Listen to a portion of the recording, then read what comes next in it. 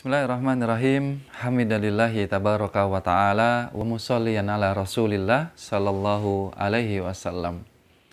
Jika kita memahami sebuah tindakan, sebuah aktivitas, maka bukanlah zahirnya yang kita lihat. Tentunya adalah pesan di balik itu. Semisal, jika seorang ibu menanyakan keberadaan putrinya karena pukul 9 malam masih belum pulang ke rumah. Maka ketika seorang ibu ini menelpon putrinya, sebenarnya bukan karena kekhawatiran, bukan karena ketakutan akan keberadaan putrinya. Tetapi pesan di balik itu adalah ibunya ingin berkumpul dengan putrinya. Ya, berkumpul menjadi sebuah keniscayaan yang diinginkan oleh setiap keluarga, antar satu anggota keluarga dengan anggota keluarga yang lain. Ketika menginginkan sebuah kenikmatan berkeluarga, nilai terbesar cakupannya adalah bisa menikmati berkumpul bersama. Tentunya tidak hanya dalam durasi yang pendek, tetapi pingin yang panjang, bahkan lebih dari itu dalam sebuah kekekalan dan keabadian bisa berkumpul. Di manakah itu? Yaitu di surganya Allah Subhanahu wa Ta'ala. Maka ada sebuah kata-kata yang menarik, yang bisa kita praktekkan, bisa kita lafalkan dalam keseharian kita. Rasulullah SAW pernah menceritakan di mana sahabat Abdullah bin Abbas radhiyallahu anhuma yang melanjutkan kisah ini. Jadi dikisahkan suatu saat ada seorang ahli surga yang kemudian masuk ke surganya Allah Subhanahu wa Ta'ala. Tiba-tiba ahli surga ini mencari orang-orang yang disayangi, dikasihi, dicintainya, yaitu 3 kategori orang saat itu. Tersebutkan secara tekstual, secara matan hadisnya seperti itu. Dakhala ar-rajulu fil jannah wa sa'ala, dan kemudian bertanya, menanyakan, an abawaihi, kedua orang tuanya di mana? An zaujatihi, pasangannya di mana? Dan waladihi, dan putra-putrinya di mana keberadaannya. Kenapa? Karena di surga tidak ditemukan orang-orang yang dicintainya. Maka malaikat pun kemudian menyampaikan alasan kenapa orang-orang yang dicintainya tidak berada di surga.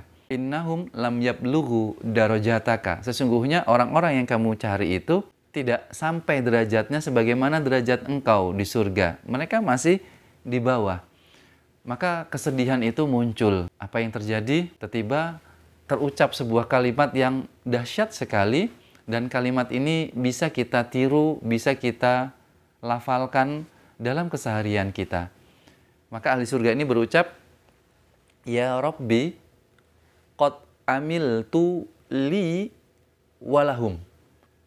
Ya Allah, waktu di dunia aku melaksanakan semua amalan-amalan kebaikan itu, sebenarnya aku niatkan untuk diriku dan untuk mereka. Apa yang terjadi? Allah kemudian berfirman, kumpulkanlah orang-orang yang disayangi ahli surga ini agar bisa membersamai ahli surga ini di surganya Allah Subhanahu wa Ta'ala. Maka Ibnu Abbas radhiyallahu anhu melanjutkan kisah ini sambil membaca satu ayat yang menunjukkan adanya satu surga untuk satu keluarga, bukan satu surga untuk satu anggota keluarga, yaitu surat yang ke-52, surat At-Tur, ayat yang ke-21. Walladzina amanu wa taba'athum dzurriyyatuhum biimanin alhaqna bihim dzurriyyatahum. Maka nanti mereka yang beriman akan dikumpulkan dengan mereka-mereka yang memiliki keterkaitan keluarga, keturunan, nasab, dengan satu catatan, mereka sama-sama beriman kepada Allah Subhanahu wa Ta'ala. Maka teman-teman yang semoga senantiasa penuh dengan lapis-lapis kemuliaan oleh Allah Subhanahu wa Ta'ala, sebuah kalimat, Ya Rabbi, qad amiltu li walahum. Kalimat yang memiliki dampak yang luar biasa bagi orang-orang yang kita sayangi, keluarga-keluarga kita. Maka kami menyampaikan, jika di antara kita melakukan sebuah kebaikan-kebaikan, semisal seorang istri sedang melakukan taklim, ikut majelis ilmu, sedangkan suaminya, wallahu alam, sedang melakukan apa, maka selepas majelis taklim itu, seorang istri berucap, ya Rabbi qad amiltu li walahum. Seorang anak mungkin melakukan kebaikan-kebaikan yang tidak diketahui orang tuanya, tetapi anak ini kemudian menutup amal kebaikan itu dengan mengucapkan, ya Rabbi qad amiltu li walahum. Seorang suami yang kemudian keluar dari rumah untuk mencari nafkah, tetapi kemudian berhenti sejenak atau beristirahat sejenak untuk melaksanakan amalan-amalan ibadah yang menjadi amalan rutinitas siriyahnya. Amalan-amalan yang memang dirahasiakan seorang suami dari istri ataupun anaknya. Maka ketika suami ini melaksanakan ibadah tersebut, amalan-amalan yang dirahasiakan tersebut hanya tahu dirinya dengan Allah, maka selepas itu, sebada itu, suami berucap, ya Rabbi qad amiltu li walahum. Teman-teman yang dimuliakan oleh Allah Subhanahu wa Ta'ala, sungguh ketika keinginan kita untuk bisa berkumpul bersama keluarga di sebuah suasana yang penuh dengan keceriaan, kesenangan, kebahagiaan, dan tentunya di situ adanya keabadian, itulah menjadi puncak harapan tertinggi kita.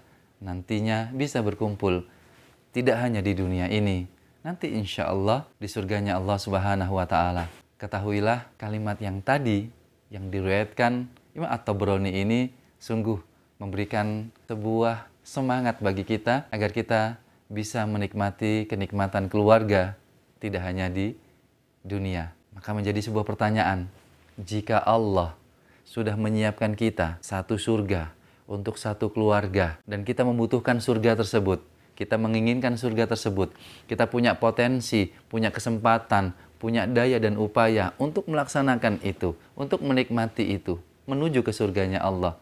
Lalu kita tidak melakukan apa-apa, tidak memanfaatkan apa-apa, tidak mengoptimalkan apa-apa, maka kita sedang menzolimi diri kita sendiri. Kita semisal sakit, di tangan kita ada obat, ada air putih wasilah untuk kita memudahkan meminum obat. Kita membutuhkan obat, tetapi kita tidak meminum obat tersebut. Kita menzolimi diri kita sendiri. Demikian juga dengan yang sudah Allah siapkan, surga untuk satu keluarga besar. Kalau Allah sudah menyiapkan, Allah menginginkan kita agar ke sana. Allah memberikan kita potensi ke sana, sedangkan kita ternyata tidak mengarah ke sana. Wal'iyadzubillah tentunya.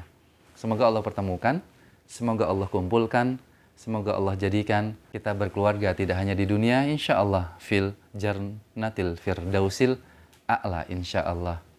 Sekali lagi teman-teman, ya Rabbi qad amiltu li walahum.